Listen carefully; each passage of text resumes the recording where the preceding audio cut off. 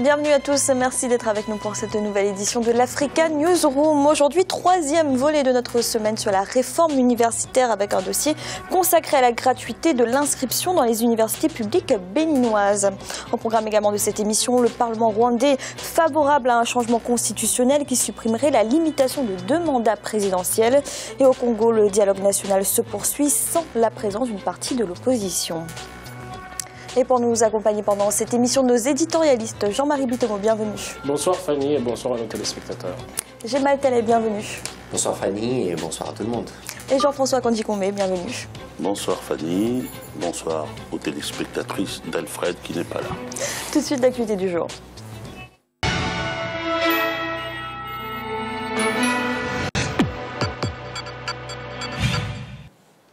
Le Parlement rwandais a donc décidé ce mardi de la tenue d'un référendum pour une modification de la Constitution. Une réforme qui permettrait au président Paul Kagame de briguer un 3e mandat. Une pétition pour faire sauter le verrou des 2 mandats autorisés dans la Constitution avait été signée par quelques 4 millions de Rwandais. Un reportage de notre correspondant Oliva Diakota. 79 voix pour et un bulletin nul au niveau des députés et 23 oui contre un non chez les sénateurs. Ce sont les résultats des votes du Parlement rwandais au sujet de la pertinence des pétitions favorables à une réforme constitutionnelle. Les parlementaires ont donc majoritairement jugé recevables les demandes de près de 4 millions de Rwandais, partisans d'un 3e mandat présidentiel de Paul Kagame. Il faudrait qu'on recueille toutes ces idées de la population, qu'on voit tous ces articles qui doivent être amendés, qu'on fasse un projet de révision de la Constitution et qu'on le soumet devant l'Assemblée plénière. La décision sera prise sur la raison bien fondée d'amender la Constitution, de réviser la Constitution. Et quand elle sera votée par les 2 chambres, c'est à ce moment-là qu'elle doit être soumise au référendum. La Cour suprême continue de statuer sur la demande de l'opposition introduite en juin dernier pour s'opposer à la réforme constitutionnelle. Une séance est même prévue le 29 juillet 2015 pour trancher définitivement cette problématique. Et l'opposition reste confiante pour la suite. Nous allons recourir aux moyens politiques, aux moyens légaux pour faire échec à cette démarche des FPR de changer la Constitution, de faire sauter ce verrou qui est l'article 101 qui empêche au président Kagame de briguer un 3e mandat. Le dernier mandat constitutionnel du président Kagame prendra fin en 2017. Mais l'actuel locataire du palais du village Urugwiro ne s'est pas encore clairement prononcé sur son avenir politique. Jean-Marie, une modification de la Constitution semble soulever moins de contestations au Rwanda que dans d'autres pays africains qui sont confrontés à la même problématique. Qu'est-ce qui, selon vous, explique cette différence? La différence est faite par rapport au résultat du président Kagame. Et à partir de là, vous avez une pétition qui a été lancée avant et il y a un référendum qui vient éventuellement faire asseoir ça. On parle toujours ici, là, en nous disant que bon, on modifie les constitutions sans qu'il y ait l'assentiment du peuple ou alors on le fait au dernier moment. Ici, là, bon, d'aucuns peuvent dire que bon, les gens de l'opposition, effectivement, ne sont pas d'accord dans la mesure où pour eux, bon, il y a la constitution qui est là. Donc cette constitution-là, elle doit être respectée. Sauf que la constitution, si vous voulez, bon, c'est un document qui est un document dynamique qui doit suivre la dynamique sociétale en tant que telle. Donc on parle souvent de démocratie. Ici, là, cette démocratie-là, la manière dont elle se construit, si tous les partis sont d'accord, déjà, bon, c'est vrai qu'on va nous arguer que vous avez l'opposition qui va se dire... Vous savez, M. Kagame a tout le Parlement, comment dirais-je, qui est sous sa botte. Donc à partir de là, on peut se dire que les critères de la démocratie ne jouent pas. Sauf que, bon, je dirais une chose, c'est que n'importe quelle assemblée que nous prendrons au monde, elle est toujours, c'est de la même manière que ça fonctionne. Que nous allions aux États-Unis, que nous venions en France, ça fonctionne de la même manière. Dès l'instant que vous avez un parti qui a une majorité au Parlement, la plupart des textes que le parti pose sur la table passent. Donc à partir de là, pour moi, il n'y a pas de vision, c'est-à-dire critique particulière dessus, tout simplement pourquoi? Parce qu'il y a en amont l'assentiment du peuple. Gemal, est-ce qu'on peut dire aussi que cette contestation est moins vive au Rwanda parce que le dossier était mieux amené par le pouvoir? Non, elle est moins vive au Rwanda parce que c'est un pays qui marche bien. Parce que c'est le 7e pays le mieux géré au monde. Parce que c'est un pays qui a vécu une tragédie que personne n'a envie de revivre. Ce n'est pas une très grande démocratie, on soit bien clair là-dessus. Ce n'est pas une dictature non plus. C'est un pays qui respire. C'est un pays qui respire, c'est un pays qui sort d'une situation difficile. Mais c'est un pays admirablement bien géré. C'est-à-dire que le président Kagame, le déficit qu'il a en démocratie, c'est un trop plein en matière de bonne gestion.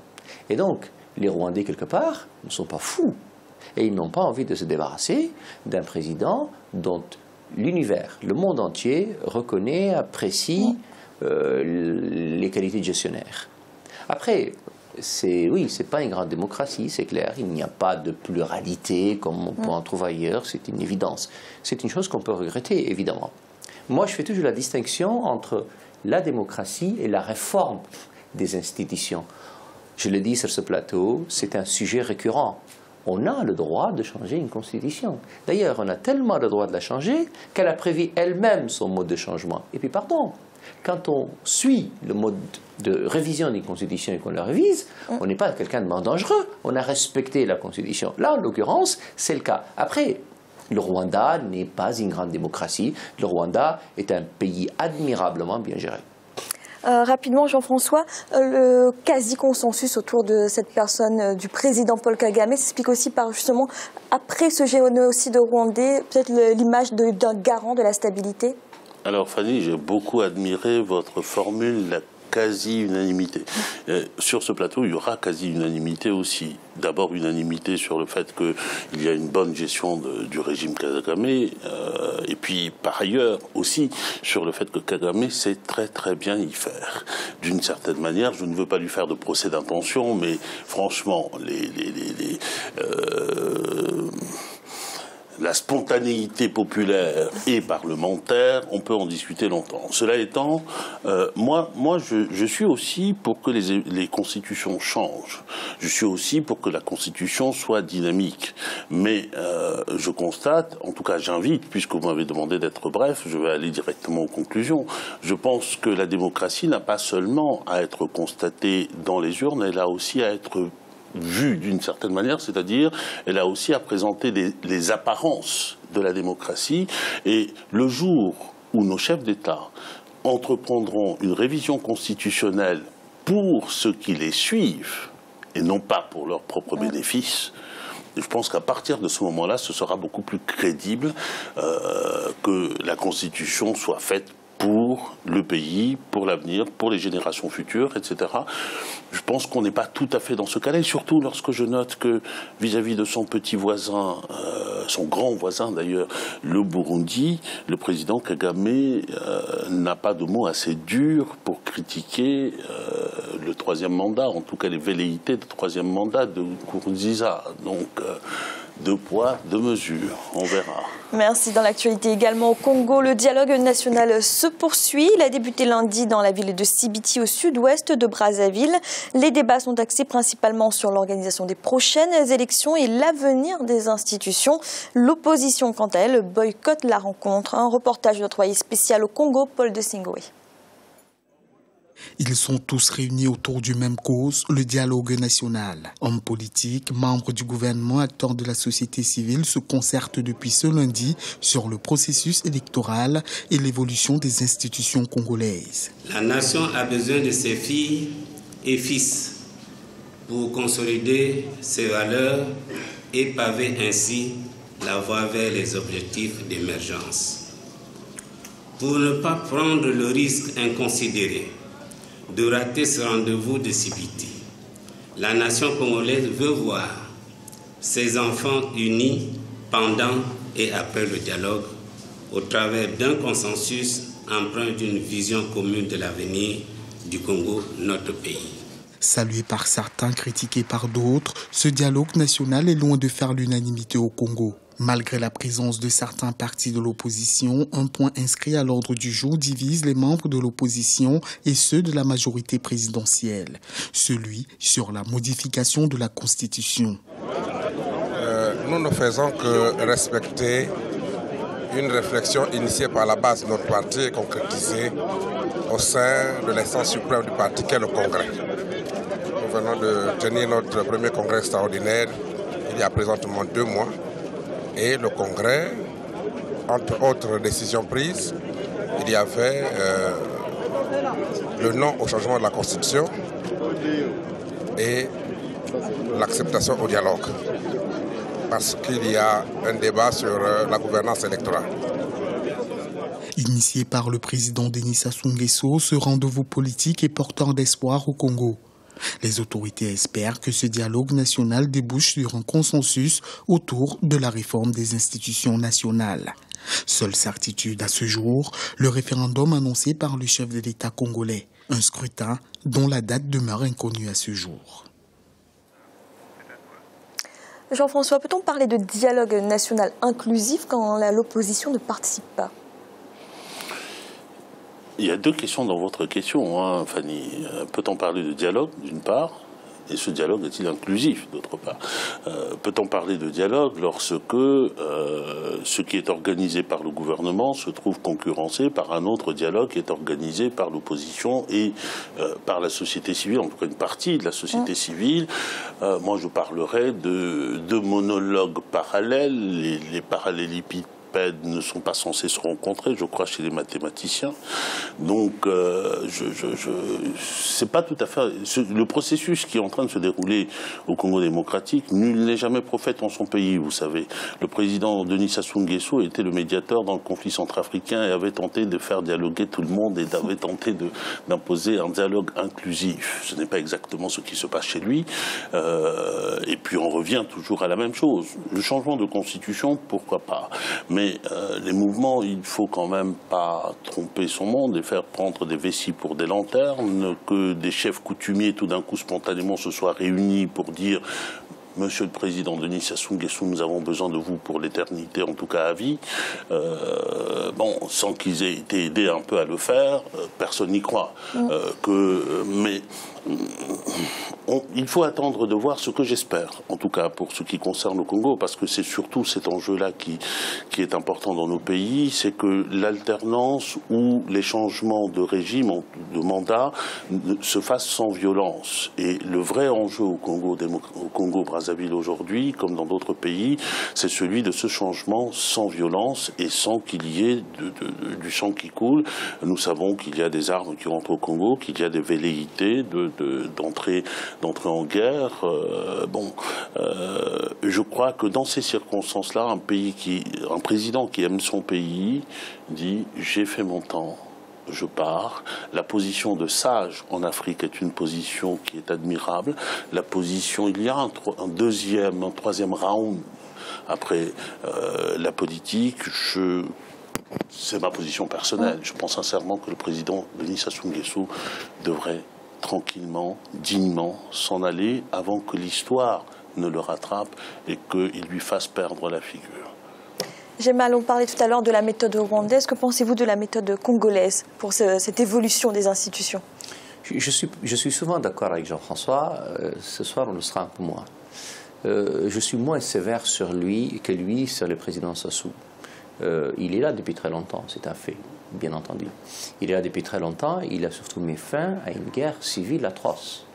Et donc la situation de ce pays-là lui doit... Il y a participé. Non, mais incontestablement, mais il y a mis fin. Il y a mis fin. Et donc il est là, incontestablement, parce qu'il y a mis fin aussi. Moi, je pense aussi que quand on est ici depuis 20 ans, depuis 30 ans, on a probablement le droit de penser qu'on est là depuis trop longtemps et qu'on doit partir. Mais la question, c'est une question d'appréciation en général. La question aussi est une appréciation de la population. Je n'ai pas vu de mouvement spontané dans les rues de Brazzaville demandant le départ de Sassou Nguesso. Je n'ai pas vu une force de l'opposition superment... Mais oui, mais c'est important cela. Et donc, l'organisation, j'en aurais fini, l'organisation de l'élection en elle-même ne donne pas non plus de mouvement assez spectaculaire pour cela. Tu parlais tout à l'heure, cher Jean-François, de la contradiction du président Kagame par rapport à son voisin, son grand voisin burundais. La contradiction, bien entendu, est inhérente à la nature humaine. Tu en as, j'en ai, nous en avons tous. Et sans doute que le président Sassou en a aussi. Sauf que, et là je reviens à la question de Fanny, il y a de la méthode. Il y a de la méthode incontestablement. L'idée, encore une fois, c'est quoi un dialogue inclusif? Dialogue inclusif n'est pas forcément vous êtes obligé de venir. C'est je vous inclus dans tout ce que je fais comme dialogue. vous ne venez pas, ça n'est pas de ma faute. Je vous invite à venir, je vous invite et je ne vous pose pas de conditions. Et il me semble que c'est ce qui a été posé aujourd'hui à Brazzaville, en tout cas depuis quelques semaines à Brazzaville. Et la situation elle-même, elle n'a pas été suivie. La deuxième question, et j'en aurais fini, je vois que Fanny me demande de terminer mon propos, c'est que non seulement la méthode y est, mais après, c'est une autre terreur. Que les Congolais disent, le président Sassou est là depuis 20 ans, 25 ans, 30 ans, on en a marre, c'est leur droit. Mais ça n'est ni à Jean-François, ni à moi, et encore moins à ceux qui sont beaucoup plus loin que nous, de leur donner cette leçon-là. Et toute la limite pour moi est là. Encore une fois, les Congolais sont suffisamment grands, les Congolais sont suffisamment grands pour qu'il n'y ait besoin de personne pour leur donner des leçons. Et c'est toujours cette terreur insupportable qui consiste à dire de loin, messieurs, faites, messieurs, obéissez. Et d'ailleurs, quand ils le disent, on parle de Kagame, il ne le faut pas chez eux. 2 mots, Jean-François, très rapidement. Oui, vraiment, très rapidement. Nous sommes ici autour de ce plateau pour donner à la fois des analyses et des opinions personnelles. Je n'ai jamais prétendu que mon opinion était l'opinion de la Terre entière ni de la galaxie. Mais cela étant, j'ai le droit de penser ce que j'ai pensé et j'ai d'autant plus le droit qu'il se trouve que, ne serait-ce que par la position de Denis Sassou Nguesso, du président Denis Sassou Nguesso, qui est intervenu, habilité évidemment par la communauté internationale et africaine dans les affaires d'autres pays, voilà. Donc, il a le droit de le dire. Donc, nous aussi, rapidement, Jean-François. Et je terminerai par là. Jean-François, on va terminer, laisse-moi finir. Alors, vous terminez votre phrase. Je terminerai simplement par un mot. Je crois que sur ce continent qui nous intéresse tous, lorsqu'il y a le moindre risque qu'il y ait des guerres, des pertes de vies humaines, qu'il y ait des troubles, n'importe quel Africain a le droit de se lever et de dire... Mais bien entendu. On va arrêter là. Merci. Nous allons marquer une courte pause. Pour l'instant, la deuxième partie de l'Africa Newsroom. À tout de suite.